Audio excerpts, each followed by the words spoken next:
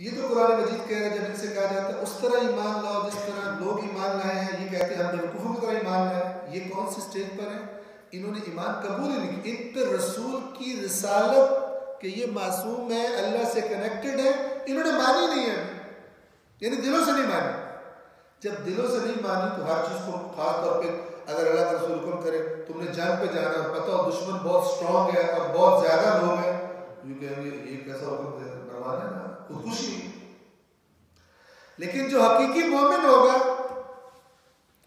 جس کو رسول اللہ کی اس بات پر ایمان ہے کہ جو اللہ تعالیٰ کے مثلا قرآن کی آیت جو سنی ہوئی ہے، وَلَا تَحْسَبَنَّ الَّذِينَ قُتِلُوا فِي سَبِيلِ اللَّهِ أَمْوَاتًا، ہرگز گمان نہ کرنا ان لوگوں کے بارے میں جو اللہ کی راہ میں قتل کر دیے گئے کہ یہ مردہ ہے. بل احیاء عند ربهم یرزقون، بلکہ وہ زندہ ہیں، اپنے رب کے پاس رزق پا رہے ہیں. فرحین بما آتاهم اللہ من فضلہ، اللہ نے اپنے فضل سے، فضل یعنی زیادہ، جو کچھ ان کو دیا ہے اس پر خوش ہے. وَيَسْتَبْشِرُونَ بِالَّذِينَ لَمْ يَلْحَقُوا بِهِمْ مِنْ خَلْفِهِمْ، اور جو پیچھے رہ گئے دنیا میں، ابھی راستہ وہی ہے ان کا بھی، لیکن ابھی ان کو شہادت نہیں ملی، ابھی ان سے آ کر ملحق نہیں ہوئے، پیچھے ہیں، ان کو بھی خوشخبری دے رہے ہیں، بشارتیں دے رہے ہیں. کیا؟ اللہ خوف علیہم ولا هم يحزنون، کہ نہ انہیں کوئی خوف ہے اور نہ انہیں کوئی غم. ایسی زندگی اللہ نے کو دی ہے جس کو اس پر ایمان. اس سے جب پوچھا جائے کہ تو مرنے کے لیے جا رہا ہے میدان میں، تو موت سے ڈرتا نہیں ہے، موت تجھے کیسی لگتی ہے؟ تو وہ جواب کیا دیتے ہیں، احلا من العسل، شہد سے زیادہ میٹھی لگتی.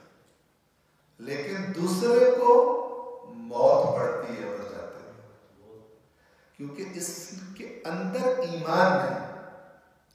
لہذا قرآن نے ایمان کا ایک ٹیسٹ کیا بتایا؟ جو یہودی کہتے تھے جنت میں صرف ہمیں جانا ہے، تو اللہ تبارک و تعالی نے فرمایا، سورہ بقرہ میں بھی ہے، سورہ جمعہ میں بھی ہے، کیا کہ قل یا ایھا الذین آمنوا، اے رسول کہیے اے یہودیو، ان زعمتم انکم اولیاء للہ، اگر تمہیں یہ گمان ہے کہ تم اللہ کے اولیاء، اللہ کے بڑے قریبی دوست ہو، تم من دون الناس، باقی لوگوں کے علاوہ، یعنی تم اسپیشل ہو اللہ کے، فتمنوا الموت، موت کی تمنا کرو، ان کنتم صادقین، اگر سچے ہو. اور یہ میں کیا کرتا ہوں کہ یہ ہم سب کے لیے ٹیسٹ، جو اپنے آپ کو بڑا چیمپئن مومن سمجھتا ہے وہ ذرا تصور کرے، اگر ابھی مرنا پڑ جائے تو ٹینشن ہوگی یا ٹینشن فری مار جائے گا خوشی خوشی سے. اگر فرشتہ آ جائے، ہاں بھائی تمہاری جان نکالنی ہے، تو کوئی اس کو پرابلم نہیں ہوگی. ایسے نہیں کہتے ہیں. ایک بندہ غریب تھا تو دعا مانگو، یا اللہ میرے اے دے دے، بنگلہ دے دے، گڈی دے دے، کچھ بھی نہیں ملتا تھا. تو جب آخر تنگ آ گیا تو کہتا ہے اللہ یہ زندگی تو بہتر ہے، میرے موت دے دے. تو حضرت اسرائیل آ گئے چار، تو کہتا ہوں بندہ گال بھی نہ کرے،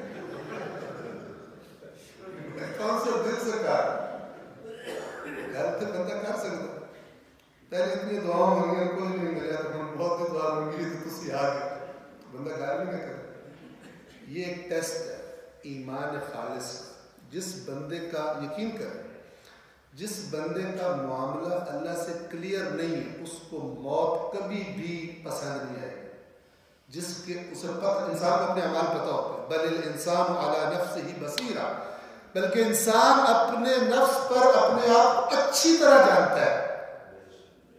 یہ بصیر کے آگے جو تے آئی ہے بصیرہ، یہ بھی مبالغے کے لیے، جیسے علام کو کہتے ہیں علامہ، یہ علامہ کی جو اینڈ میں تے ہے یہ اور مبالغے بہت زیادہ ہے. بل الانسان علی نفسہ بصیرہ، بلکہ انسان بہت، اللہ تعالیٰ کہہ رہا ہے کہ انسان اپنے آپ کو بہت اچھی طرح جانتا ہے. وَلَوْ أَلْقَى مَعَاذِيرَ، اگرچہ اپنی خرابیوں کے لیے عذر تراشی کرتا ہے، یہ تعبیر کر لیتا ہے کام، جانتا اچھی طرح میں نے کیوں کیا. اسی طرح میں عرض کر رہا ہوں کہ یہ اللہ نے ٹیسٹ کیوں بتایا قرآن میں موت کی تمنا والا، کہ یہ موت کی تمنا وہی کر سکتا ہے کہ جس نے اللہ کے ساتھ اپنے معاملات سیٹ رکھے، جس نے 2 نمبریاں کی ہوئی ہیں، اس کا دل نہیں کر سکتا کہ وہ جائے، اس دنیا سے پیار ہوتا ہے، دنیا سے ہی محبت ہوتی ہے۔ اب ائمہ اہل بیت کی روایات میں کیا ہے، دنیا مومن کے لیے قید خانہ ہے، الدنیا سجن للمؤمن۔ اب تو یہ ایسی باتیں بھی عجیب ہیں، سجن کس کا دل کرتا ہے سجن میں رہنے کا، قید خانہ میں، ٹھیک ہے، تو جیل میں پڑے جا کے سروے کرے وہاں پر کہ انجوائے کرو یہاں پہ لائف کو، وہ غصہ ہو جائے، دماغ خراب، جیل کو زندگی انجوائے کرنا، دعا کرو نکلیے تو باہر نکلیے۔ تو آئمہ نے فرمایا کہ الدنیا سجن للمؤمن، کیوں؟ اسے پتہ ہے کہ جو آگے اللہ ایمان ہے اس کو، زبانی کلامی ایمان نہیں ہے، دل سے تسلیم کر چکا ہے کہ جو آگے ہے وہ بہت بہتر ہے اس سے۔ کسی سرکاری افسر کا، آپ کسی کمپنی میں جاب کرتے ہیں، وہ آپ کو جناب پوسٹنگ کر دیں، صحرائی علاقہ ہے، بجلی وہاں پہ نہیں ہے، پانی صحیح طرح نہیں آتا، صاف پانی نہیں ہے، بچوں کے لیے تعلیم کی سہولیات نہیں، مثال کے طور پر، اور کمپنی کہے کہ کچھ عرصہ یہاں پہ رہو، پھر ہم تمہیں بتا دیں گے، اس کے بعد تمہاری پوسٹنگ کریں گے، بہترین بنگلہ دیں گے، نوکر دیں گے، چاکر دیں گے، گھر میں ایسا پیکج دیں گے کہ تم بھول جاؤ گے تم نے کیا کام اٹھایا وہاں پہ۔ آپ خود بتائیے، یہ تو ہر روز چیک کرے گا، یا میرا آرڈر نہیں ہوا، میرا آرڈر نہیں ہوا میری طرف سے، کب یہاں سے میری جان چھوٹی۔ یہ اس طرح کی بات ڈسکرائب کی، اور میں اس بات کو سمیٹوں یہ کہہ کر کہ امام زین العابدین علیہ السلام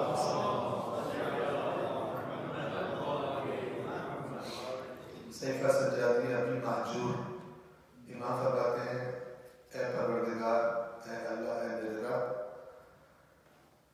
جب تک میری زندگی، ان خدا کا سپورٹ کر رہے ہیں، جب تک میری زندگی، ان تو دیکھ رہا ہے، جب تک میری زندگی تیری اطاعت میں گزر رہی ہو تب تک تو مجھے زندہ رہنے دے، لیکن جب تو یہ دیکھے کہ میری زندگی شیطان کی چراگاہ بننے لگے تو مجھے موت دے دے، پھر مجھے زندہ، کیونکہ پھر میں زندہ رہوں گا تو پھر تو خرابی ہوگی، پھر تو تجھ سے دور ہو جاؤں گا۔ اب یہ ایک چھوٹا سا جملہ ہے لیکن پورا خلاصہ ہے اس میں، جس کا اس جملے پر ایمان ہے اور واقعی اللہ سے یہ دعا مانگتا ہے، وہ کبھی بھی ابلیس کی طرف اٹریکٹ نہیں ہوگا۔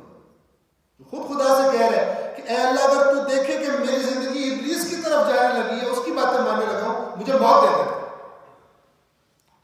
اور جب تک تیری اطاعت میں گزر رہی ہے مجھے بے شک زندہ رکھنا، تاکہ اس طرح جتنی گزرے گی اتنے زیادہ اللہ کا قرب، اتنے زیادہ خدا کے پاس درجات ہوں۔ لیکن اگر شیطان کی اطاعت میں جتنی گزرتی جائے گی اتنا جہنم میں کام خراب ہوتا جائے گا، درجہ بد سے بدتر ہوتا جائے گا۔ صلوات پڑھیں محمد۔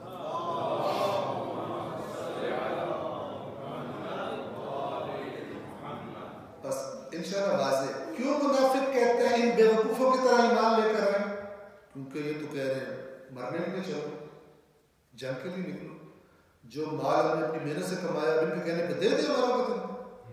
جب سے مدینے میں آئے مانگتے رہتے تھے، اب اس کام کے لیے پیسے ہو، اس کام کے لیے خرچ کرو، اس کام کے لیے خرچ کرو، ہم اپنی محنت سے کماتے ہیں، یہ کہتے ہیں ہمیں لو۔ یہ ساری باتیں کہاں سے؟